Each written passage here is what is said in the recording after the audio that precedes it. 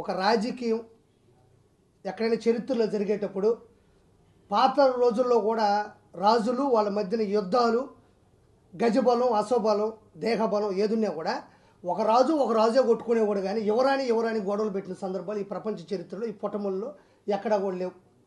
అది ఔరంగజేబు కావచ్చు, చాణక్యులు కావచ్చు, విజయనగర సామ్రాజ్యవాదులు కావచ్చు, సంస్కృతి సింధూర నాగరికత కావచ్చు, ఎవరైనా ఒక యుద్ధం మొదలైతే రాజుకి సైనికులకు ఉండేది తప్ప ఆడవాళ్ళ మీద అపవాదము, వివాదాలు తీసుకొచ్చే చరిత్ర ఉండేది కాదు.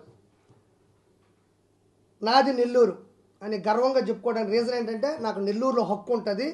నెల్లూరులో మాట్లాడే నాకు ఆ స్టామినా ఉంటుంది. నాకు హక్కు పూర్తిగా ఉంది. ఎందుకంటే నేను ఒకప్పటి నెల్లూరు జిల్లాలోని నాయుడుపేట పక్కన ఉండేటువంటి సగుటూరు అనే గ్రామంలో పుట్టాను నేను.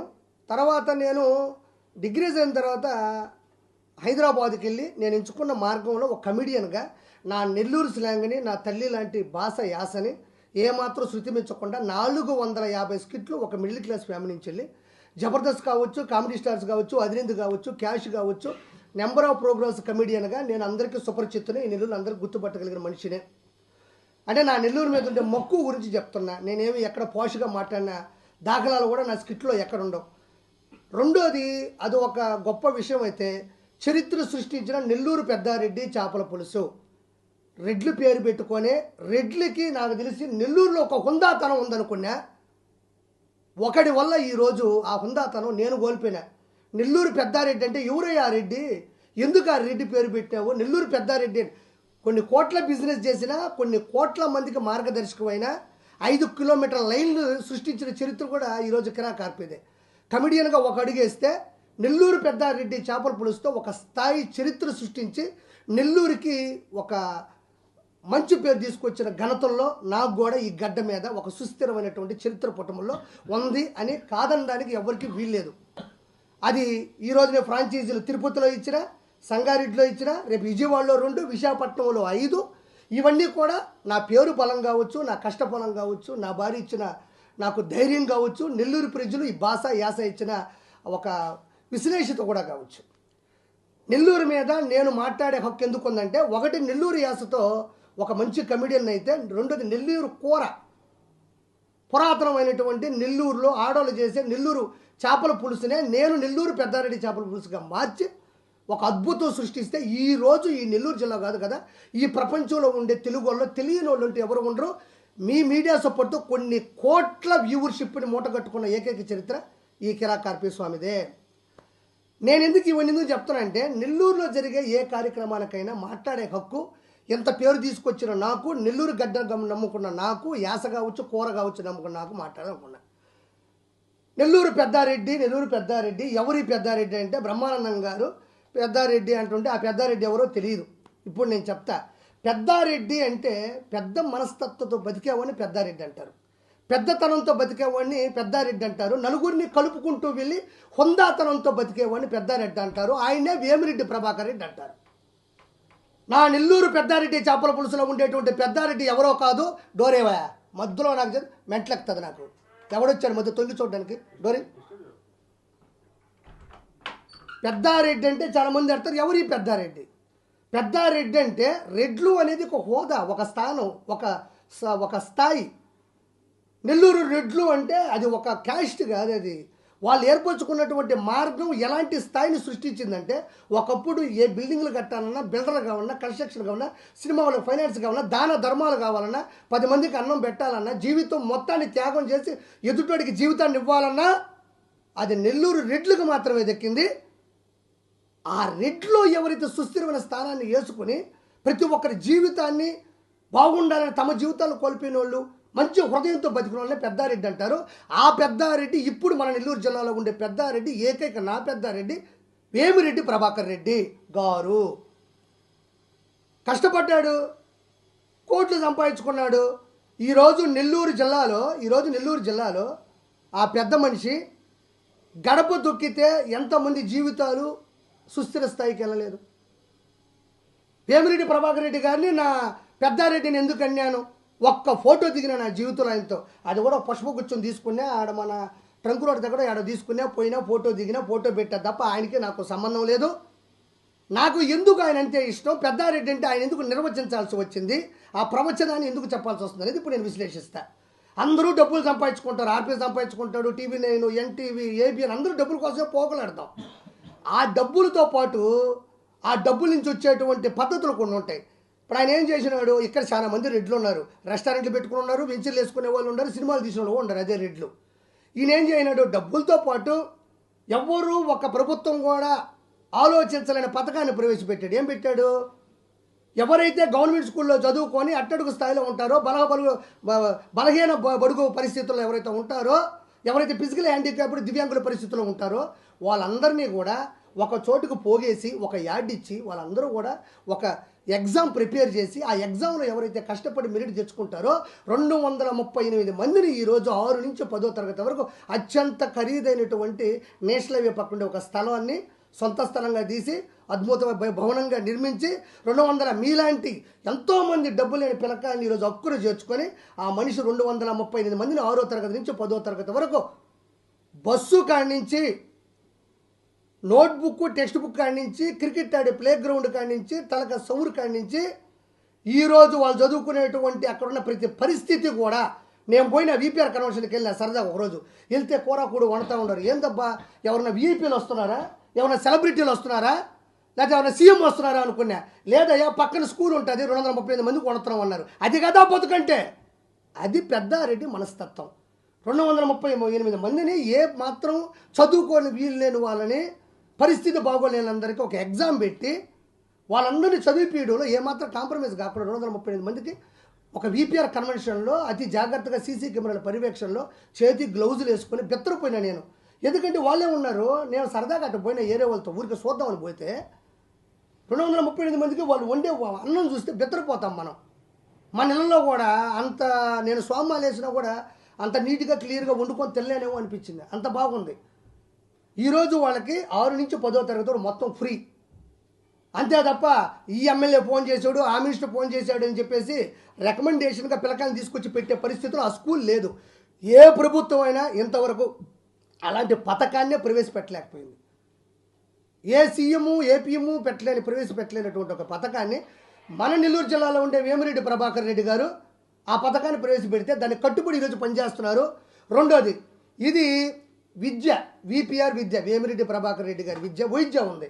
మళ్ళీ పాము కాటు వాళ్ళకి, డయాబెటీస్ పేషెంట్లకి, రక్త పరీక్షలకి, స్కానింగ్ సెంటర్లకి, వాటికి వీటికి కూడా రోజుకు ఒక నర్సు ఉంటుంది, ఒక అంబులెన్స్ ఉంటుంది, ఒక డాక్టర్ ఉంటాడు, ఒక ఆఫీస్ బాయ్ ఉంటాడు. మొత్తానికి ఎంతమంది వస్తే వాళ్ళకి ఫ్రీ. ఆ తర్వాత ఈ పాత నెల్లూరు జిల్లాలో ఉండేటువంటి 10 కాన్స్టిట్యున్సీ 10 నియోజకవర్గాల్లో కూడా వాటర్ ప్లాంట్లు, శుద్ధమైనటువంటి పారిశుద్ధ్యం, నీటు పారుదల. మొన్న నేను ఆర్వేలపాడుకు పోతే ఉందాడా 10 కాన్స్టిట్యున్సీలో కూడా 100కి పైకి కూడా VPR ఫౌండేషన్ ద్వారా ఈరోజు వాటర్ ప్లాంట్స్ పెట్టడం జరిగింది. ఇవన్నీ పెట్టడం వల్ల ఆయనకి ఏం వస్తుంది, ఈరోజు ఆయన అత్యున్నత స్థానంలో ఉన్నాడు, గౌరవప్రదమైనటువంటి రాజ్యసభ సీటు కూడా అనుభవించారు, చక్కని భార్య ఉంది, చక్కని కుటుంబం, చక్కని స్థాయి స్తోమత స్థానం ఉన్న వ్యక్తి. ఇవన్నీ చేయడం వల్ల ఇది రెడ్డి అనే పదానికి నిర్వచించదగ్గటువంటి ఆలోచన విధానం. ఒక పూరి పిల్లకాయల్ని చదివించడం కావచ్చు, నీళ్లు కావచ్చు, తర్వాత వైద్యం కావచ్చు. వాళ్ళ నాన్న ఈరోజు నెల్లూరు జిల్లాలో కుల మతాలకి వర్గాలకి సంబంధం లేకుండా ఫస్ట్ మా ముస్లిం సోదరుల నుంచే స్టార్ట్ చేస్తా. రొట్టెల పండుగకి ఎన్ని కోట్ల రూపాయలు ఇచ్చాడో వాళ్ళకే తెలుసు. క్రిస్టియానిటీ పండుగ వచ్చినప్పుడు ఎన్ని కోట్లు ఇస్తాడో మనకే తెలుసు. లక్ష దీపోత్సవం, వెంకటేశ్వర కళ్యాణం జరిగితే అన్లిమిటెడ్. తిరుమల అని తలపించే విధంగా ఇక్కడ సెట్ చేసి ఆ మహానుభావుడు అంతమంది చేస్తూ ఉన్నాడంటే నాకు అనిపించింది. ఎందుకు చెప్పానంటే ఇవన్నీ నేను ఒక లాక్డౌన్లో ఒక యూట్యూబ్లో నెల్లూరులో యాదవపాలెంలో ఉంటే చూసి నాకు నేనే భావోద్వేగానికి గురి అయిపోయి, ఒక వ్యక్తి డబ్బులు ఎంతమందినా సంపాదిస్తారు, ఇలాంటిది ఆలోచించవలసిన అవసరం ఏముంది? దానికి భక్తి మార్గాన్ని చూపిస్తున్నాడు, చదువు మార్గాన్ని, నీటి పారుదల మార్గాన్ని, ప్రతి ఒక్కరి యొక్క పరిస్థితుల్ని గమనించి ఆయన డబ్బుల్ని హెచ్చించి ఆయన ఏ ప్రోగ్రాం చేసినా ఆయన ఉంటాడు, డబ్బులు ఇచ్చేసి మీరు చేసుకోండి అని ఏదో గలీజ్గా ఆయన ప్రవర్తించాడు. అదే చెప్పింది పెద్దారెడ్డి అనే పదానికి నిజమని అర్థం. ఆయన ఇవన్నీ నేను ఎప్పుడైతే లాక్డౌన్ వచ్చిందో లాక్డౌన్లో నేను చూసి నేను భావోద్వేగానికి గురయ్యి ఈ 5 సంవత్సరాల పరిధిలో నేను వేసుకున్న లోగో ఇది VPR వేమిరెడ్డి ప్రభాకర్ రెడ్డి గారి లోగో. నేను జబర్దస్త్ మానేసిన తర్వాత వేసుకున్న ఈ లోగో మీరు అదిరింది కామెడీ స్టార్స్లో యూట్యూబ్లోకి వెళ్ళి చూస్తే ప్రతి దాంట్లో కూడా ఈ స్కిట్లో ఈ లోగో కనబడుతుంది. ఇప్పటికిప్పుడు ఈ లోగో వేసుకోవడం వల్ల నేను సాధించేది ఏముంటుంది? నాకు రాజకీయం అవసరమా? నేను ఏదో కమిడియన్ని ఒక చేపల పులుసు పెట్టుకొని నేను నెల్లూరులో కూడా పెడదామని వచ్చిన. ఎందుకు వచ్చినా నేను ఇక్కడికి? నాకేం అవసరం? ఆ రోజు ఈ లోగో వేసుకోవాల్సిన అవసరం ఉంది. ఈ రోజు నేను ఏదైతే భావోద్వేగంగా మాట్లాడినానో అదే భావోద్వేగం ఆ రోజు కూడా మాట్లాడి మా ఎమ్మి ఫస్ట్ అర్థం కాల మా వైఫ్కి. అది నా పేరు ఎందుకు వేసుకో, ఏదో ఊరికి నేనింది. ఆయన గురించి తెలిసిన తర్వాత ముందు వేసుకుని రాబోదు. ఆ లాక్డౌన్లో వేసుకున్న ఆ పదం మీదే నిలబడ్డా. నెల్లూరు పెద్దారెడ్డి పేరు పెట్టినా. నెల్లూరు పెద్ద ఇదంతా విషయం నేను ఎంతో ఇప్పుడు వాళ్ళ ఆవిడ ఉంది ప్రశాంత్ రెడ్డి గారు ఉన్నారు, ఏదో ఆశ్చర్యకరమైన మాటలు మాట్లాడుతున్నారు. ఆవిడ 2వ పెళ్ళి, 3వ పెళ్ళి, 5వ పెళ్ళి. ఎవరెవరు జీవితాలు ఎవరిని నిర్ణయించగలం? నాకు మొన్న అయింది పెళ్ళి, మీ అందరూ తెలిసిన విశాఖపట్నం పామ్ బీచ్లో అయింది. ఎప్పుడు వచ్చినాను నేను ఇండస్ట్రీకి, ఎప్పుడు పెళ్లి చేసుకున్నాను, ఎవరి పెళ్ళిళ్ళు ఎప్పుడైనాయి, ఎవరెప్పుడు పెళ్ళిళ్ళు చేసుకోవాలా, ఎవరిని చేసుకోవాలని ఈ గాడిద నిర్ణయిస్తాడు వీడు. కోవూరు ప్రసన్న కుమార్ రెడ్డి అనేవాడు ఇందా చెప్పాను కదా, యుద్ధం చేస్తే మగాడికి మధ్య ఉండాలి తప్ప, ఒకవేళ ఆడమనిషికి గొడవ జరిగితే ఆడమనిషికి ఉండాలి తప్ప, ఆడవాళ్ళతో సంబంధం లేని రాజకీయ పార్టీలకు ఉండేటి ఈ నెల్లూరులో నల్లపురెడ్డి శ్రీనివాసరెడ్డి గారు కావచ్చు, మాగుంట సుబ్బారెడ్డి గారు కావచ్చు, నేదుమల జనారెడ్డి గారు, వీళ్ళంతా కూడా చాలా హుందాగా బతికేటోళ్ళు. ఎక్కడ కలిసిన ఆడవాళ్ళు గౌరవించేవాళ్ళు, ఆడవాళ్ళ గురించి మాట్లాడకుండా వెళ్ళే పరిస్థితులు సృష్టించిన వాళ్ళ పిల్లకాయలే వీళ్ళందరూ, బయట వాళ్ళు కూడా కాదు. మళ్ళీ వాళ్ళ ఇష్టము. వేమిరెడ్డి గారు కష్టపడ్డారు, ఇష్టపడి పెళ్లి చేసుకున్నారు. ఈరోజు బాంఛత నేను సవాలు చెప్తుండా, ఈరోజు పెళ్లి చేసుకున్న మీ పిల్లలకు సంబంధించిన ఫోటోలు మీ ఇంటికి వస్తే తప్ప, మీ ఇంట్లో మజ్జిగ తాగితే తప్ప, మీ ఇంట్లో అన్నం తింటే తప్ప కనబడవు. ఆ మహానుభావుడు ఈ వయసులో కూడా తన భార్యని ప్రతి ఫ్లెక్సీలో పక్కన పెట్టుకొని, నా భార్యకి నేను సమానమైన ధర్మం ఇవ్వాలి, నా భార్య నాతో పాటు ఉండాలి, నన్ను నమ్మొచ్చింది, నా భార్య నాతో సమానం, నేను ఏది అనుభవిస్తే నా భార్య అది అనుభవించాలని ఈరోజు నిలబెట్టిన సంస్కారం గాడిదల్లారా, ఆ మనిషిని చూసి నేర్చుకోండి. పోండి. ఈరోజు ప్రశాంత్ రెడ్డి గారు ఆయన లేని ఫోటో ఎక్కడుంది? పోమే, టీ పెట్టుపో, చేపల పులుసు వడ్డించుపో. వాడు వచ్చినాడుడా అన్నం తిన్నారు వాళ్ళ పార్టీ మీటింగ్లకి ఇంట్లో అన్నం వండించేదానికి ఆడవాళ్ళు పరిమితం. ఈ సమాజంలో నా భార్య నాతో పాటు అవునయా కష్టపడ్డాడు, సంపాదించుకున్నాడు, తన భార్యను కోవూరుతో నిలబెడుతున్నాడు, కోవూరులో నిలబెట్టి సొంత డబ్బులు కూడా ఖర్చు పెట్టి ఏకైక ధైర్యం ఉన్న మగాడు వేమిరెడ్డి ప్రభాకర్ రెడ్డి, నా పెద్దారెడ్డి. మీరు వచ్చిన డబ్బుల్ని దొబ్బేసేది కాక వచ్చిన పథకాన్ని దొబ్బేది. ఆయనకి అసలు ఒరిజినల్గా చెప్పాలంటే వేమిరెడ్డి ప్రభాకర్ రెడ్డి గారికి అసలు రాజకీయాలు అవసరం లేదు. అగ్నికి వాయువు తోడుంటే ఆ మంటలు బాగుంటాయని, ఆయన ఉన్న డబ్బులకి ప్రభుత్వ అధికార లాంఛనాలతో కొన్ని డబ్బు కూడా బాగుంటే 10 మందిని న్యాయం చేద్దామని వచ్చారు. కోవూరులో నిలబెడతా ప్రశాంత్ రెడ్డి గారిని పంపించారు. దినేష్ రెడ్డి గారు కొంచెం హర్ట్ అయినారు, ఎందుకంటే ఫస్ట్ నుంచి తిరిగినాడు. వాళ్ళు మాట్లాడుకున్నారు, అందరూ సంతోషంగా ఫీల్ అయినారు. ఈరోజు దినేష్ రెడ్డి గారు పోలవరెడ్డి శ్రీనివాసరెడ్డి గారు కూడా ఆయనతో పాటు పరిగెడుతున్నాడు. మనకేంటి నొప్పి? కోవూరులో ఆవిడ ఉంటే బెటరే ఉంది, బెస్ట్ ఉంటే వాళ్ళది, అందులో తప్పే ఉంది. మా అమ్మకు 3 పిల్లకాయలు పుడితే మేమందరం చేపల పులుసులు పెట్టామా? ఒకరే ఎమ్మెల్యేగా నిలబెడతారు, అపోజిషన్లో ఇంకోటి నిలబెడతారు. ఆ మనిషి మాట్లాడే మాటలు చూస్తే నాకు అంత ఇబ్బందిగా అనిపించింది. కోవూరులో నిలబడ్డ వేమిరెడ్డి ప్రభాకర్ రెడ్డి, మొన్నటిదాకా ఆది దంపతులు, నా తల్లిదండ్రులు, నువ్వు వైసీపీ నుంచి టీడీపీకి వెళ్ళామన్నాడు. ఇతను టీడీపీ లేడా? ఆ రోజు లేడా? ప్రసన్న కుమార్ రెడ్డి అనే వ్యక్తి టీడీపీలో ఉండే కదా వైఎస్ఆర్సీపీకి వెళ్ళాడు. అది ఎక్కడ మర్చిపోయినావు ఆ పద్ధతి? నువ్వు ఎక్కడ మర్చిపోయినావు ఆ పద్ధతి? ఆ పాడు నీ నోటుకొచ్చి నువ్వు వస్తావు, నువ్వు గాడిద మొహం కొట్టేసుకొని ఏడ మర్చిపోయినావు నువ్వు? ఒక ఆడమనిషి మహిళా విభాగంలో ఉండే ఒక మనిషి కోవూరు, నీకు దమ్ము ఉంటే వేమిరెడ్డి ప్రభాకర్ రెడ్డి గారు చేసిన అవినీతి గురించి మాట్లాడు. వేమిరెడ్డి ప్రభాకర్ రెడ్డి గారు మాట్లాడిన చీటింగ్ గురించి మాట్లాడు. వేమిరెడ్డి ప్రభాకర్ గారు కబ్జా చేసిన పొలాలు ఏమన్నా ఉంటే వాటి గురించి మాట్లాడు. వేమిరెడ్డి ప్రభాకర్ గారు ఎవరినన్నా తప్పుడుగా మాట్లాడు. అంతేగాని ఈ టైంలో పెళ్లి చేసుకున్నారు, 2వ పెళ్లి చేసుకున్నారు, 3వ పెళ్లి, నిత్య పెళ్లి కొడుకు అన్నాడబ్బా ఆ మనిషి. నిత్య అన్నదానం అంటే ఏంది? ప్రతిరోజు జరిగేదాన్ని నిత్య అన్నదానం అంటారు. నిత్య అవసర వస్తువులు అంటే ఏంటి? ప్రతిరోజు అవసరం వస్తువులు అంటే నిత్య, అంటే ఒక పెళ్లి చేసుకుంటే నిత్య పెళ్లి కొడుకు అంటే అప్పుడు జనాలందరూ వామ్మో వేమిరెడ్డి ప్రభాకర్ రెడ్డి గారు ఇలాంటోడా అని అనుకుంటారని ఇతను ఒక హిప్నోటిజం సైకలాజికల్గా క్రియేట్ చేద్దాం అనుకున్నారు. నిత్య పెళ్లి కొడుకు అంటే ఏంది? ప్రతిరోజు ఒక పెళ్లి చేసుకోవాలి. వీళ్ళందరూ ఆడిపోయినారు? లేకపోతే నువ్వు ఇచ్చి పెళ్లి చేసావా? లేకపోతే నువ్వేమన్నా బ్రోకర్వా? నువ్వు పెళ్ళిళ్ళు చేసావా? లేకపోతే నువ్వు పెళ్ళిళ్ళు బ్రోకర్వా?